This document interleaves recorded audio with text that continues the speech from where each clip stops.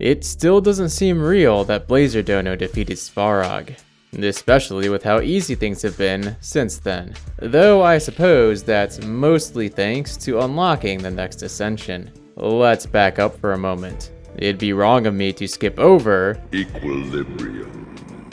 Indeed, let's talk about Equilibrium.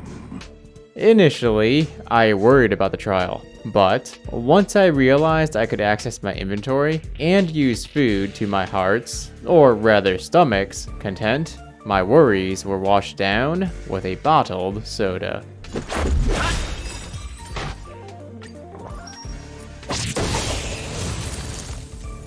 Equilibrium. Which brings us back to things being easier. Blazerdono is now level 40. Wow, episode 5 and Blazerdono is already this high a level? He's left his brother Trailblazer in the dust. Crimson Calyx are now open, and for the first time since battling Gepard, traces can be upgraded. I know that may not seem so long ago, given where we are in the story, but, well, it's been over 2 months since then. Svarog really did take forever to get past. Unlike everything in the Silvermane Guard restricted zone. Done? You're done. Automaton Grizzly? More like Automaton Teddy. Gepard? Alright, I don't have a witty wordplay for his name, but he's even easier than the first time. What is that, like 65% health remaining? Dude didn't stand a chance. The 3 waves of enemies after him did more damage. These ice soldiers are a big nuisance. Always have to take them down first, because each time they hit the player, it delays their turn. 2 or more of them at once can indefinitely delay a blazerdono until he gets his ultimate. And that's the Silvermane Guard restricted zone. Perhaps the easiest area blazerdono has yet traversed, despite its 3 boss battles. That just leaves the final boss of Belobog located within the Corridor of Fading Echoes, the source of the city's problems, and the nuisance that tried to have Blazerdono arrested, that Stellaron-obsessed boss lady, Cocolia. Rather than try to brute force Cocolia, I believe a better plan is to take on the newly unlocked Cavern of Corrosion. I've got access to 3 of them, but the one with the boxing set is what I have my eye on. Specifically, I want to upgrade my boots. Currently, they're 3-star attack percent. I want 4-star attack percent. With them, I can also swap over to 4-piece boxer set and get that wonderful 4-piece set effect. Though, maybe I'm getting ahead of myself. Cavern of Corrosion boasts strong enemies in 2 waves. Additionally, the cavern I wish to tackle is swarming with robots, including the worst robot of them all. Besides Svarog. These guys. Unstable force field, huh?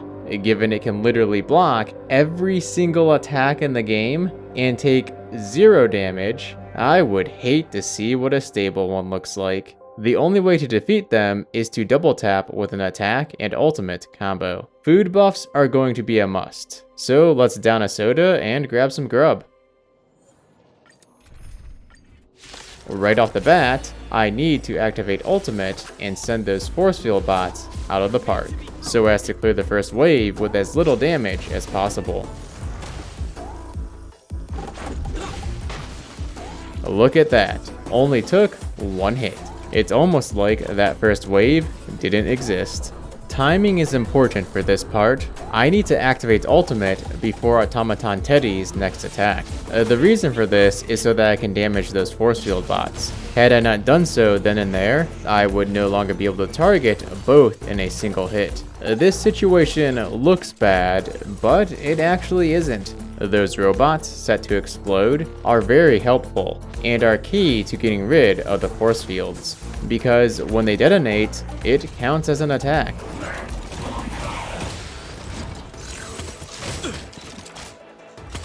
Just a scratch.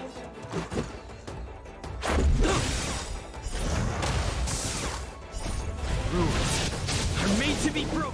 All brought back together for one more ultimate. Let's make.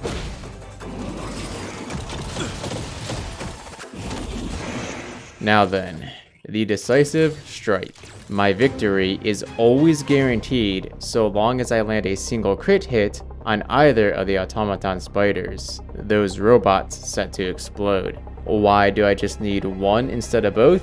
Because energy. When an automaton spider explodes, your character recovers a set amount of energy, and I only need the boost from one to activate ultimate right now. Starrail has some pretty nifty mechanics if you look hard enough. They're the whole reason blazerdono is somehow still chugging along on his quest. Now, I know this appears to be game over, but as I said, my victory is guaranteed after that decisive crit from before. 75 HP left and the enemy still has actions? Doesn't matter because it won't attack. Let's make it quick.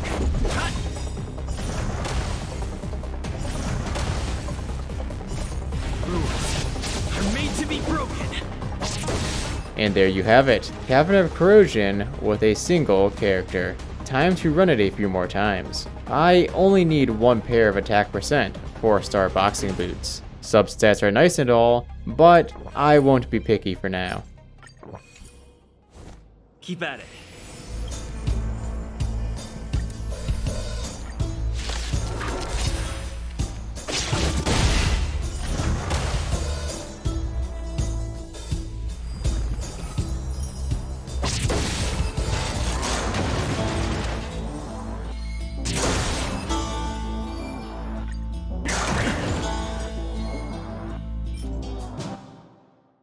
No, just no. This doesn't deserve a montage. It nearly made me want to quit Starrail. Forgive me, I know I usually have a lot of patience, but I ran this stupid cavern over 100 times. Granted, because of the win condition requiring a critical hit at that key moment, I only won 70 times. But that's 70 times in which I didn't get a single pair of 4-star attack percent boxing boots. How is it possible that there's something worse than the gacha in a gacha game? Wait, could it be? Is this? Equilibrium. After getting Blade's Light Cone on first pity, plus a max swordplay, after the miracle of getting that specific order of crits to defeat Svarog, are things balancing out? Meh, whatever. No attack percent boots. Maybe I'll eventually have to come back for them. For now, reverting to plan A. Brute forcing Cacolia. The last remaining opponent standing between blazerdono and completion of Belobog all by himself. This is Moosashi and blazerdono signing off. Till next time.